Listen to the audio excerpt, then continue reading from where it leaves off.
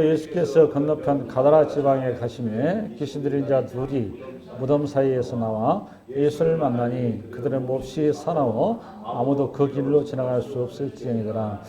여기 28절에 보면 두 가지 용어를 좀 주의하셔야 되는데, 우선 가다라 지방이라고 되어 있죠, 그죠? 가다라 지방은 그러니까 제가 뭐 사회가 더 커요. 여기 이쪽이 가다라 지방이에요. 가다라 지방이고, 이게 데가볼리라고 해서 데카가 10이라는 뜻이거든요. 폴리스가 도시 그 말이에요. 그러니까 10개의 도시 그 말인 거잖아요. 그죠? 그러니까 가다라 지방 그 10개의 도시 중에 하나가 되는 거예요. 정리되시죠? 왜 그러면 이렇게 하는가 하면, 원래 여기가 유대 땅이잖아요. 이게 원래 그 므낫세 지파 땅이잖아요. 이게 지금. 맞죠? 므낫세 지파 땅인데, 역사 속에서 이스라엘이 계속 이제 이방인들로부터 이제 먹혀 들어가다가 이쪽은 사실상 이방의 땅이 돼버려요. 므낫세 이쪽은 흐지부지 돼버린단 말이죠. 그러고 나서 겨우 이제 남유다 정도만 이렇게 남는 이런 형태가 되는데, 그 역사 속에 여기가 갈릴리 지역은 그 헤롯의 아들인 헤롯 안티파스가 그 이곳을 분봉함으로 가지고 있었어요. 그런데 이제 로마의 입장에서는 이렇게 헤롯가에다가 이 전체를 주고 싶지 않은 거예요. 우리식으로 보면 자기들이 지경하고 싶은 거죠. 그래서 이 자리를 10개의 도시를 묶어서 자신들이 지경하는 통치 지역으로 만들어버리죠.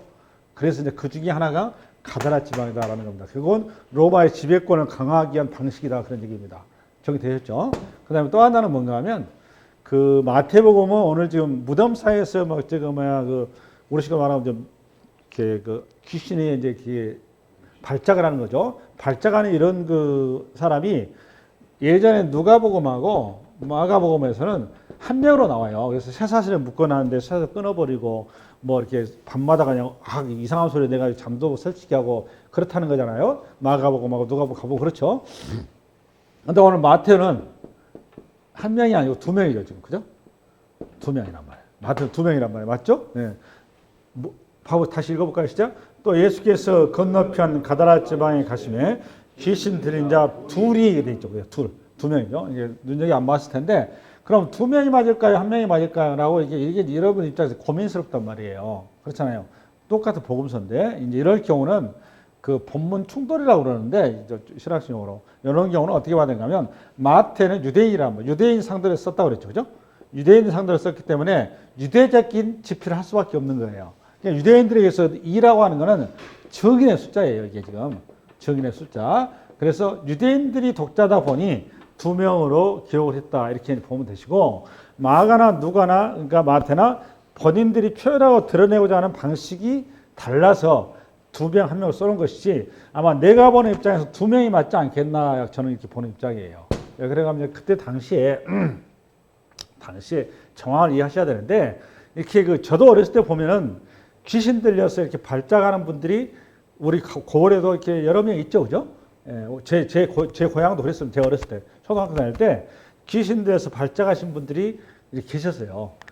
그런데 이제 요 당시가 저보다 훨씬 더 앞서 2000년 전이니까, 이거는 어떻게 보면 영의 세계라고 해야 되나? 이쪽하고 좀 이렇게 가까운 시기가라서 이게 아마 일상적인 상황이었지 않았겠나라는 생각을 제가 합니다. 그렇다면 두 명이 됐건 한 명이 됐건 그렇게 중요한 것은 아니다라고 저는 보는 입장이에요. 여기까지 하고, 그 다음에 29절로 한번 봅니다. 29절. 시작. 이에 그들이 소리질러 이르되 하나님의 아들이여 우리가 당신과 무슨 상관이 있나이까? 때가 이르기 전에 우리를 괴롭게 하려고 여기 오셨나이까? 그러니까 여기 하나님의 아들이여 이렇게 나오잖아요. 지금 그러니까 귀신이 지금 하는 얘기잖아요. 귀신이 예수님을 가리켜서 하나님의 아들이라고 호칭을 하고 있어요. 그죠? 귀신들이 예수님을 너무너무 잘 알고 있죠. 하나님의 아들이여 이런 표현은 지금 12 제자들도 아직까지는 예수님을 뭐 메시아인지 아닌지 헷갈린 데다가 하나님의 아들이라는 생각은 전혀 못하고 있었습니다. 근데 이 하나님의 아들이라는 호칭이 최초로 등장하는 게 마태복음 16장인데 정확히 몇 장인지 모르겠는데, 그 베드로가 얼떨결에 주는 그리스도시요 하나님의 아들입니다. 이게 성령의 감동을 순간 입은 거죠. 그래서 이제 이걸 통해서 이제 고백을 하게 되는데, 그게 최초의 사건이에요. 그러니까 그 전까지 12제자들도 하나님의 아들이라는 표현을 감히 입 밖에 낼 수도 없고 상상할 수도 없는 거죠. 그러니까 하면 신의 아들이라 이거 말이 안 되는 거잖아요. 그럼 메시아가 하나님의 아들일까라는 이런 생각은 구약이 없고 어디를 봐도 그런 표현이 없어요. 다만 다니엘서 가면 인자라는 표현이 있습니다. 인자. 다니엘서 가면 요 인자가 하나님의 아들이라 그런 뜻이거든요. 이게 그러니까 이게 인자라 이 말은 그 100% 신성과 100% 인성을 지닌 그러니까 육신을 입고는 신 이렇게 생각하시면 돼요. 육신을 입고는 신. 그러니까 이게 왜 중요하냐? 여러분 이제 유대 신학에서 메시아가 육신을 입고 십자가의 제물이 되어서 우리의 죄값을 치르는 인신 제사의 제물이 될 거라고는 꿈인데 생각을 못했죠. 이게 굉장히 중요합니다. 성경이 얘기하는데 지금 이 시간까지도 유대인들은 네타냐후 지금 이스라엘 집권 세력이나 유대 세력들은 미국의 지금 많은 정치, 경제, 군사 권력을 다 쥐고 있는데 그 유대 신앙이 투철한 사람들은 지금까지도 구약에 약속한 메시아는 인신제사의 제물로 올 것이라고 꾸며낼 생각을 못하고 성서 이해를 전혀 하고 있지는 않아요. 근데 이게 유대 신앙의 가장 큰 넌센스면서 실패라는 것을 여러분은 성경 강해를 통해서 지금 10년 동안 들었어요. 근데 이 부분이 우리는 기독교인들은 그리스도인들은 2000년의 교회사를 통해서 성서가 집필이 되고 교리가 완성이 되고 수많은 주의 종들과 선지자들 통해서 여러분들이 익히 들어온 학습된 신앙이다 보니 처음부터 주입된 신앙이란 말이에요. 그러니까 이게 아무런 의심이나 물음표 없이 받아들이니까 이게 자연스러운 것이지 이걸 인간의 지성이나 이성이나 논리를 가지고 인간이 인간의 그 죄의 제물이 될 수 있다. 이거는 말도 안 되는 얘기입니다. 그러니까 십자가에 2000년에 십자가에서 죽은 처참하게 죽어버린 정말 하찮게 있는 이 말도 안 되는 이 저주의 상징인 십자가에서 죽은 한 인간이 예수라는 인간이 이게 모든 인류의 죄값을 대신한 제물이었다? 이건 말이 안 되는 겁니다. 인간의 지성이나 논리나 이성을 가지고 이걸 이해될 수가 없는 거예요. 이 시대에도 그래서 수많은 지성가들이며 철학가들이며 사상가들은 이 사실을 고백을 못합니다. 왜 못하느냐? 인간의 사상이나 지성과 이성을 가지고는 고백되어지는 내용이 아니기 때문인 거예요. 그래서 저나 여러분들이 예수 2000년 전에 십자가에서 죽었다 부활한 그 예수가 나의 죄값을 대신한 제물이었고 내 죄의 대속물이었다라는 사실 고백이 되어진다. 이거는 정말 기적 중의 기적인 거예요. 근데 이걸 여러분들이 먼저 인식이 됐을 때 여러분들의 정체성이 바로 서는 거예요. 그리스도인이 뭐냐라고 섰었을 때 맨 제일 중요한 가치는 뭐냐? 여러분들이 나는 죄이라는 인식이 첫 번째예요. 이 죄에 대해서 죄값을 내가 치를 수 없다라는 거. 내 치를 수 없는 어마어마하게 큰 이 죄를 나를 대신해서 내 생명을 대신하는 그런 제물이 되어줄 존재가 필요하다는 사실을 인식하는 거. 이거는 지성이나 철학이나 사상은 안 된단 말이에요. 오직 뭐밖에 안 된다? 계시, 묵시밖에 안 되는 거예요. 이 묵시는 성령이 임해야만이 가능한 거란 말이에요. 이거는 뼈저리게 가슴 깊이 한 사람에게 이걸 느꼈던 대표 인물이 바울이란 말이에요. 바울. 구약의 모든 성서를 관통한 사람이란 말이에요. 그 사람이. 그 어디에도 자기 지성과 이성과 신앙을 가지고 알 길이 없었어요. 우리 예수님 바울 시대 사람이잖아요. 맞아요? 틀려요? 바울 시대에 우리 예수님께 사역을 하셨고 바울 시대에 그분이 십자가에 죽으셨고 바울 시대에 부활하셨습니다. 그 당사자예요. 근데 그 시대에 유대교를 가장 명석하고 명확하게 아는 사람 중에 대표적인 인물이 바울이라고요. 그 바울이 성서에 능통했기 때문에 그 십자가에 죽었다는 예수는 그 이단인 거예요. 그래서 자기가 발벗고 나선 겁니다. 왜? 구약의 아브라함과 이삭과 야곱을 통해서 모세를 통해서 다윗을 통해서 선자들 통해서 주셨던 그 말씀을 뿌리쳐 흔들어 버렸으니까 어디 이상한 것들이 나와서 뿌리쳐 흔들고 있으니까 말도 안 되거든요. 그러니까 사도 바울이 마패를 가지고 전국을 쫓고 돌아다닌 거예요. 하나님께서 그 열정을 하나님께서 그냥 주의 종의 길로 틀어버린 거죠. 그게 복이죠. 그게 바울이 계속 하는 얘기가 그거 아닙니까? 은혜. 서신을 한번 봐보십시오. 몇 번째 시작이 은혜예요. 맞아요, 틀려요? 그래서 잘 봐요. 사도 바울의 서신. 그러니까 그 바울의 쓰시는 내용이 복음서의 내용하고 이렇게 관통을 쫙 해요, 내용이. 그래서 우리가 성서가 성령의 감동을 입은 자의 기록이라는 것을 아는 거란 말이에요. 할렐루야. 하나님의 아들이가 왜 중요하냐? 이거 육신을 입고 와서 메시아가 육신을 입고 우리의 모든 죄를 대속해야 되는데 사탄은 하나님의 아들을 너무너무 잘 아는데 귀신도 너무너무 잘 아는데 귀신에게는 회개할 기회가 없는 거예요. 그러니까 예수를 아는 거하고 예수를 묵시적으로 만나는 건 다르다 그 말이에요. 그러니까 우리가 이 시대에도 교회를 수많은 사람들이 다니고 있어요. 맞아요, 틀려요? 근데 수많은 식자들고 나름대로 자기나 똑똑한 사람들이 예수를 너무너무 잘 알아요. 성경의 지식도 어쩌면 여러분보다도 지식 더 잘할 수 있는 사람 많아요. 예수를 영접하지 못한 사람들이. 근데 그들이 그리스도를 만난다고 못 만나나? 못 만난다니까요. 이게 우리 아킬레스건이에요. 의외로 많은 사람들이 예수를 못 만난단 말이에요. 누구처럼? 여기 사탄처럼. 예수를 너무너무 잘 알아. 바로 나오잖아요. 하나님의 아들. 그런데 예수를 아는 것과 예수를 만나는 것은 다른 문제다 그 말이에요. 그러니까 여러분들도 이 자리에 앉아서 예수를 아는 자가 아니라 예수를 만난 자가 돼야 된다 그 말이에요. 할렐루야. 왜 만난 자가 돼야 되냐? 히브리서 2장. 히브리서 2장 열어볼래요? 히브리서 2장.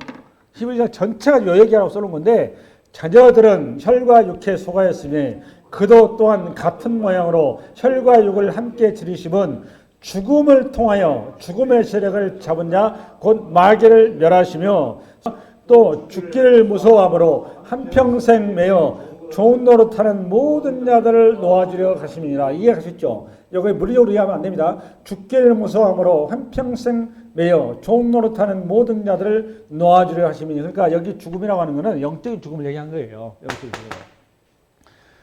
그리스도인들도 죽습니다. 물리적인 죽음은 다 우리 받아요. 우리가 예수 안에서 나사로처럼 부활했다 하더라도 소생이라고 그러지 부활이라고 그러지 않습니다. 소생했다 하더라도 우리는 여전히 육체를 가지고 있기 때문에 그 육체는 죽어야 됩니다. 그러나 우리 영은 죽는 존재가 아니란 말이에요. 여기서 죽는다고 말은 버림받는다 그 말이에요. 하나님 앞에 구원받는다 그런 얘기가 아니고. 할렐루야. 그것 때문에 우리 예수님께서 이 땅에 육체를 고친 거예요. 그러니까 하나님의 아들 앞에 무지무 중요한 거죠. 할렐루야. 네, 그 다음에 다시 앞으로 마태복음 넘어갑시다. 29절에 다시 읽어볼까요? 시작. 이에 그들이 소리질러 이르되 하나님의 아들이여 우리가 당신과 무슨 상관이 있나이까? 때가 이르기 전에 우리를 괴롭게 하려고 오셨나이까? 이 말은 이미 하나님의 아들로 호칭하는 이 귀신들은 자신들의 심판의 때를 알고 있다 모르고 있다? 알고 있다 그 말이에요. 아직 심판의 시간이 아닌데 왜 이렇게 벌써 와가지고 우리를 괴롭힙니까? 이 말이죠. 우리 그걸 아직까지 그 시기는 아직 남았으니 우리 좀 건드리지 마세요 이 말이에요. 아직까지는 그 타임이 나왔으니. 그 다음에 30절. 마침 머리에서 많은 돼지떼가 먹고 있는지라 귀신들이 예수께 간과이르되 만일 우리를 쫓아내시려면 돼지떼에게 들여보내 주소서 하니. 여기까지. 그 다음에 또 하나 오늘 본문을 해석함에 있어서 우리가 이제 이 자리를 통해서 또 중요한 어떤 그 용어 정의가 좀 필요한데 귀신의 실체에 관한 용어가 좀 필요해요. 귀신에 대해서. 여러분 귀신하고 마귀하고 사탄하고 좀 다른 문제예요. 귀신이 있고 성경에는 들어가 봤더니 요즘 워낙 뭐 이렇게 그 네이버 이런 게 좋아가지고 귀신이랑 다를 딱 치잖아요. 가운 103번 등장합니다. 성경 창세기부터서 계시록까지 귀신이라는 단어가 몇 번이냐면 103번 딱 등장해요. 오늘 한번 가서 쳐보세요. 들으시잖아요. 그러니까 103번 나오더라고. 그 다음에 사탄이라는 말도 나온다 안 나온다? 나와요. 그 다음에 마귀란 말도 나온단 말이에요. 근데 사탄과 마귀는 같은 뜻이고 귀신은 달라요. 사탄과 마귀는 우리 식으로 말하면 여러분이 알고 있던 루시퍼 있잖아요. 루시퍼가 사탄과 마귀라고 하는데 루시퍼는 틀린 얘기입니다. 성경에 나와 있다 없다? 없어요. 이제 루시퍼는 계명성이라는 단어를 이사야 단어를 이거를 라틴어로 루시퍼거든요. 그래서 이거는 이제 천사장 루시퍼 이렇게 많이 홍보가 되어 있는데 이거는 성서적인 단어가 아닙니다. 그래서 앞으로 여러분 천사장 루시퍼 여러분 곤란합니다. 그런 말 쓰면 안 돼요. 이건 그냥 하는 역사 속에서 뭐 영화였든가 뭐였든 같은 게 소설이든가 뭐 거기 나오는 그 용어고 성경적인 용어는 아닙니다. 이거 루시퍼는. 그러니까 천사장 루시퍼가 타락을 해서 산불에 끌고 내려왔다 이런 거는 그냥 만들어진 얘기지 성경에 나와 있는 얘기가 아니에요. 할렐루야. 정리합시다. 네, 아무튼 사탄과 마귀는 귀신의 왕초다 그 말 여기까지. 그다음에 귀신은 사탄과 마귀의 하수인. 이거 잘 나온 게 계시록 12장인가 열어봐봐요. 한번 계시록 좀 열어들. 계시록 12장 PPT 열어보세요. 앞으로 봅시다. 시작. 하늘에 큰 이적이 보이니 해를 옷 입은 한 여자가 있는데 그 발 아래에는 달이 있고 그 머리에는 12별의 관을 썼더라. 여기 해석할 때 뭔가 하면 계시록 자체가 이제 환상이거든요. 환상이라고 했습니다. 제가 실제 상황이 아니에요. 실상이 아니라 계시록은 사도 요한이 밤모섬에서 환상을 본 거예요. 환상. 그러니까 환상은 실상이 아니란 말이에요. 근데 우리가 많이 착각하는 게 뭔가 하면 환상하고 실상을 동일시하는 이런 경향이 있어요. 여러 건 굉장히 잘못된 거란 말이에요. 아시겠죠? 이런 거 잘못된 거예요.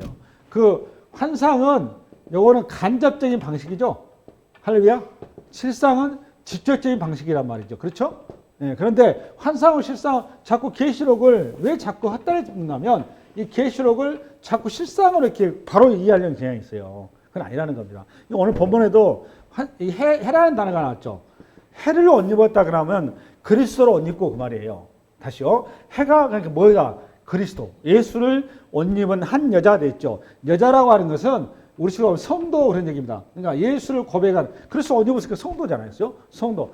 정리되시죠? 그럼 다시 읽습니다. 시작. 하늘에 큰 이적이 보이니 해를 옷 입은 한 여자가 있는데 그 발 아래에는 달이 있고 그 머리에는 12별의 관을 썼더라. 할렐루야. 달과 별이 나왔어요. 그 다음에 2절. 이 여자가 아이를 베어 해산하게 되어 아파서 예를 쓰며 부르짖더라. 그러니까 지금 요 말은 이 여자가 이렇게 교회를 얘기한 겁니다. 교회. 성도면서 교회. 그러니까 많은 성도들이 이 땅에 살아가면서 겪는 아픔들을 이렇게 써놓은 거예요. 그 다음에 3절. 하늘에 또 다른 이적이 보이니 보라 한 큰 붉은 용이 있어 머리가 7이요 뿔이 10이라 그 여러 머리에 7 왕관이 여기 이제 용이 등장하잖아요. 붉은 용. 아까 해와 대비되는 붉은 용이 등장했어요. 요 용이 바로 사탄을 얘기한 겁니다. 사탄.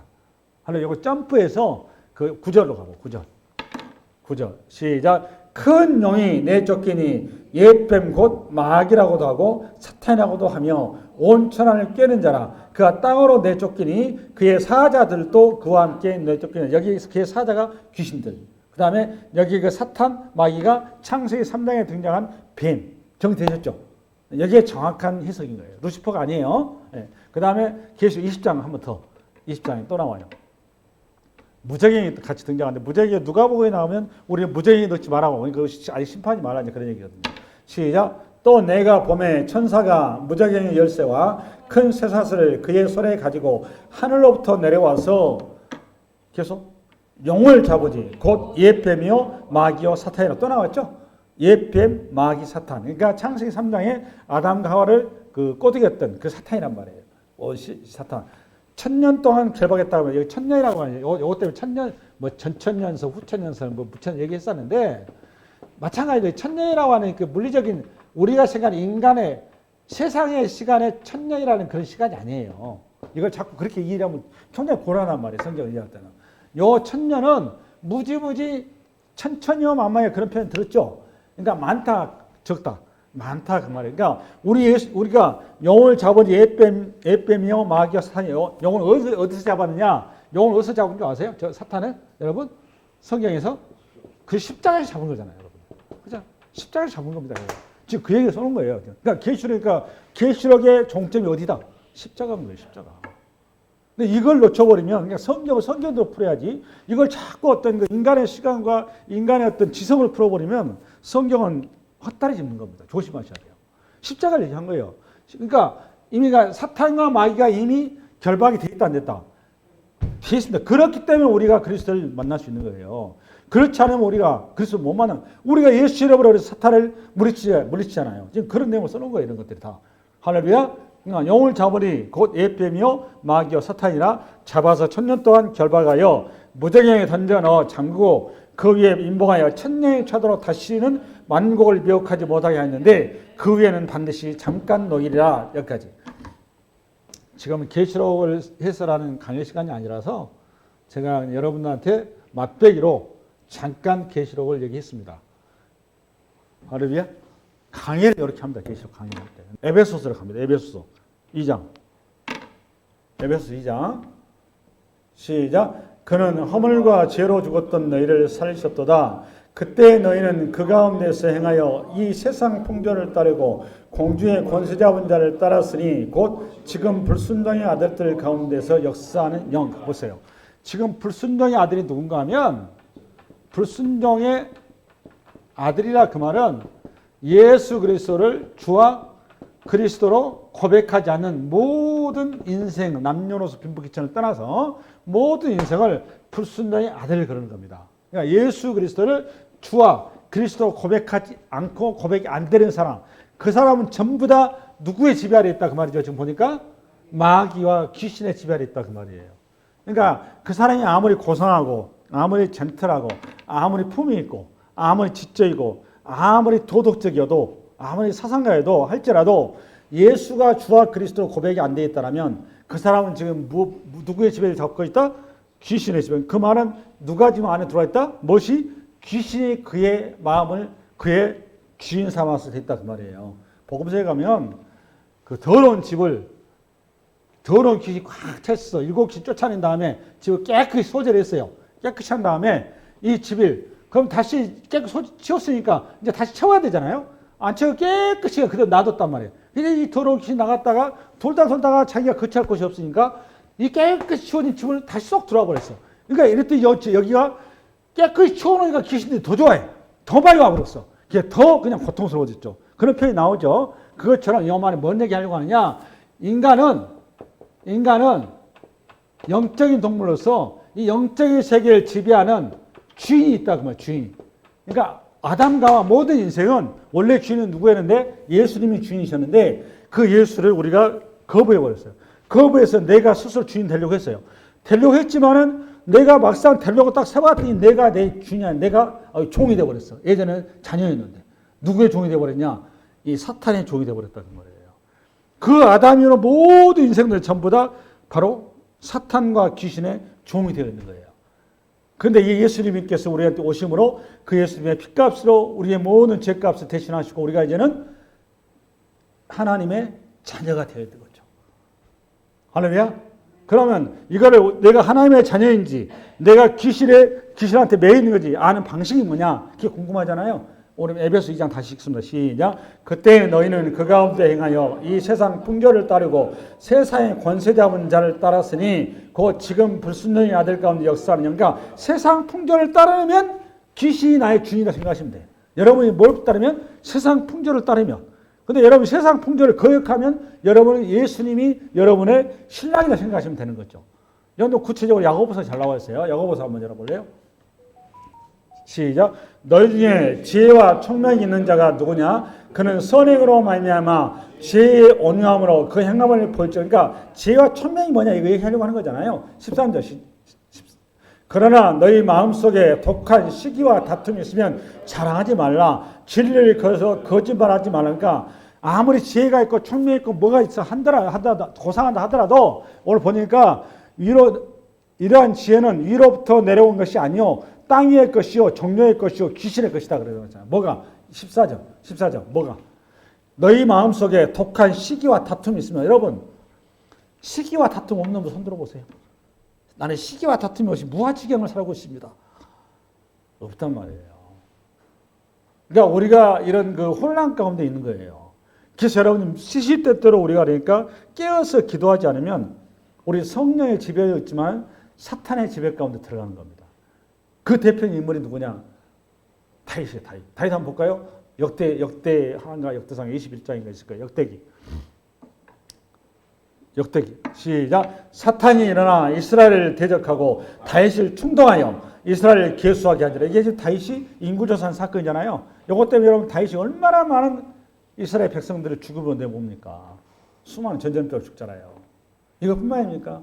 여러분 우리 주님의 제자 12제자 중에 잘 따라오다가 끝판에 가가지고 실망해가지고 우리 예수님을 통해서 이제 한 건이라도 도저히 봐서 권력은 이미 끝났고 권력이 돈이라도 쥐어야 되겠다 싶어가지고 팔아버리죠. 그때도 여러분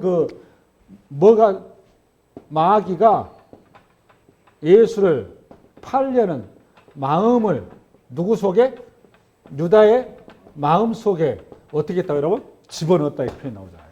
집어넣었다. 그러니까 우리가 조심해야 되는 거예요. 그러니까 세상 풍조라는 게 다른 게 아니고 세상의 가치가 하늘나라의 가치보다 우선시하는 것이 세상 풍조. 그러니까 세상 풍조를 따라가면 이미 우리는 사탄의 노예가 돼가는 거예요. 그걸 한마디로 잘 표현한 게 요한 1서란 말이에요. 2장. 열어봐요.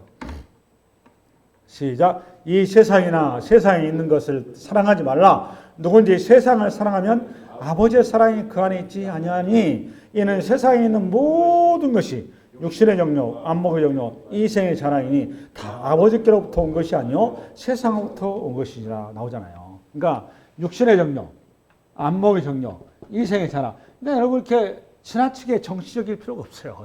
자꾸 지나치게 정치적일 필요도 없고 지나치게 어떤 경제적일 필요도 없고 지나치게 그러니까 이 땅에 있는 가치에 여러분 스스로가 매몰되지 마시기 바랍니다. 우리가 필요한 되는 것들이. 할렐루야. 그리고 항상 우리 모든 걸 생각할 때 하나님 나라의 백성다운 하나님 나라의 가치가 무엇인지를 항상 여러분들이 견주어서 이렇게 이해를 하고 생각하면 이런 사탄의 유혹에서 여러분들이 그나마 벗어날 수 있고 굳게 설 수 있다. 저는 이렇게 생각을 합니다. 할렐루야. 아멘. 그러니까 우리도 모르는 사이에 무엇을 먹을까, 무엇을 줄까, 무엇을 마실까에 나도 모르게 자연스럽게 빠져든단 말이에요. 여기서 누구도 그를 자유로울 사람이 없습니다. 저를 포함해서. 그러나 그런 와중에 우리가 복 있는 것은 우리에게는 성령이 계셔서 성령께서 우리를 항상 깨어있게 하시고 분별하게 하시고 우리로 하여금 하나님 나라의 가치를 늘 우리가 돌이켜 주시단 말이에요. 할렐루야. 오늘 여기가 하고 다시 앞으로 넘어갑니다. 이거 보니까 예수 믿지 않으면 모든 사람들이 전부 다 지금 귀신이 들려 있구나 이렇게 생각하면 정답인 거예요. 예수가 없는 모든 사람은 다 지금 뭐가 들어와 있다? 그 속에 귀신이 들어와 있다. 또 이만 유튜브 나가요. 또 나한테 또 항의자라고 또 하려면 모르겠네 또 이게. 이거 빼고 또 유튜브 영상 올려야 되나? 조심스럽네 되게. 다시 마태복음 갑니다. 시작. 8장 32절 시작. 그들에게 가라 하시니 귀신들이 나와서 돼지에게로 들어가는지라 온 때가 비탈로 다리다라 바다에 들어가서 물에서 몰수하거늘 어떤 자들이 달아나 시내에 들어가 이 모든 일과 귀신 들린 자를 구하니 온 시내가 예수를 만나려고 나가서 보고 그 지방에서 떠나시기를 간구하더라. 이제 여기서 몇 가지 짚어야 되는데 이거 마가나 누가를 보면 군대 귀신이 들어가 있다고 되어 있죠. 군대 귀신. 군대 귀신이 2천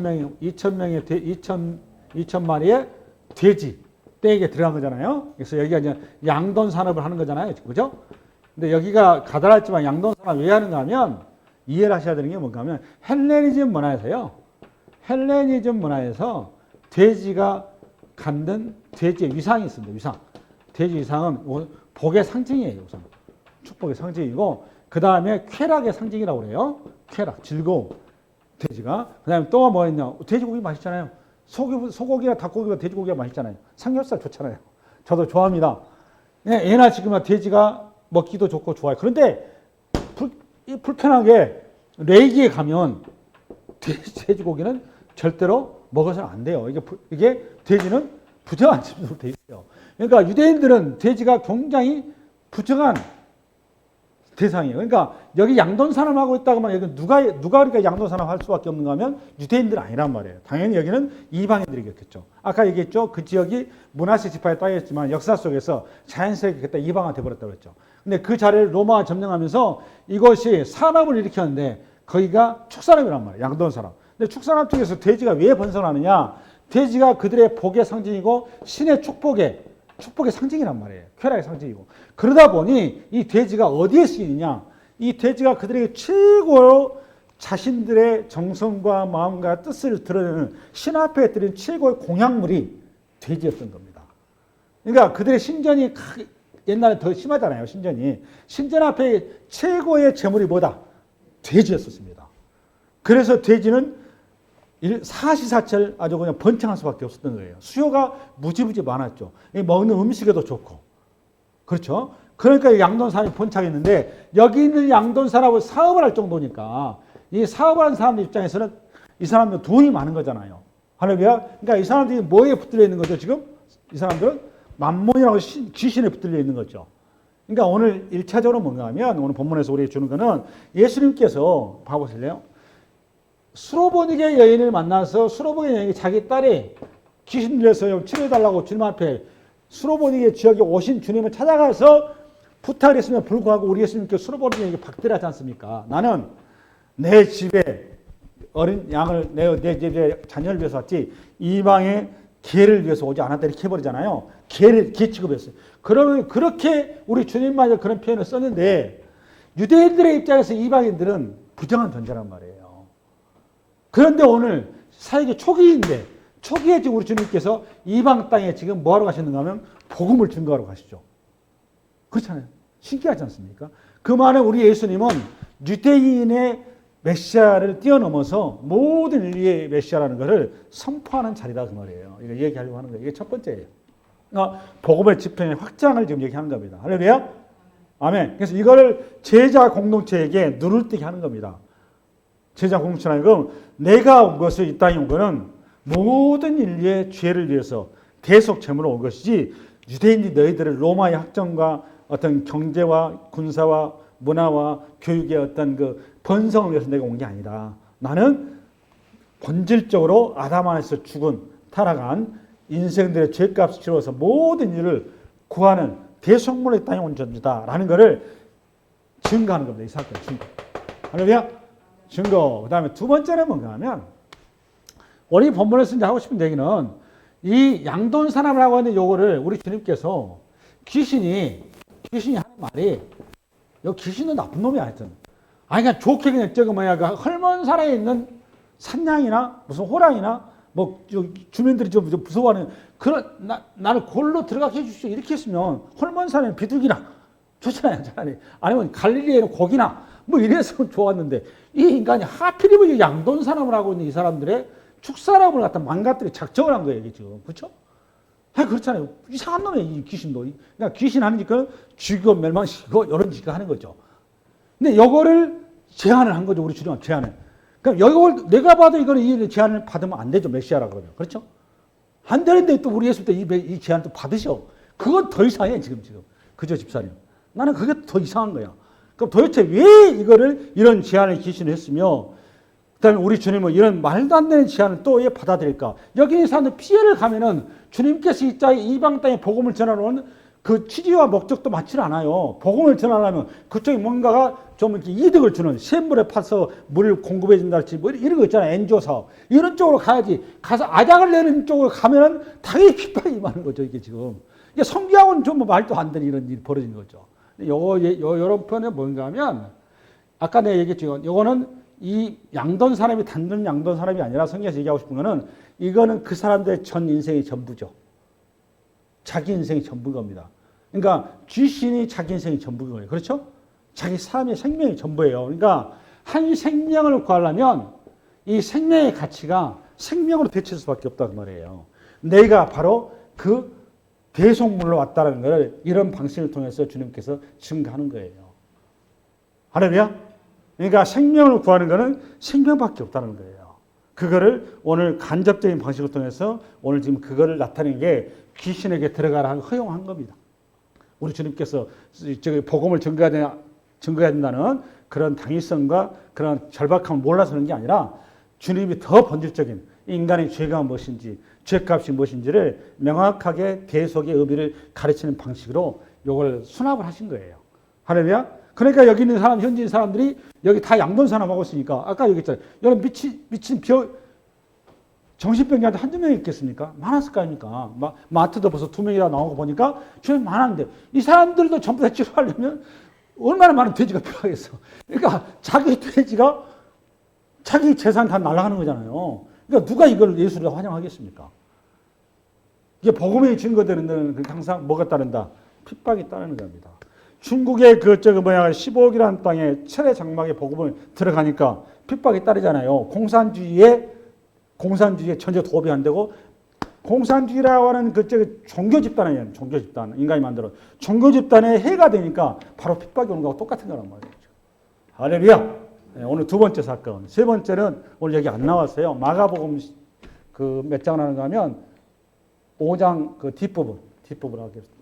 이에 귀신 들렸던 자가 당한 것과 돼지의 일을 본 자들이 그들에게 알림해 그들이 예수께 그 지방에서 떠나시기를 간구하더라.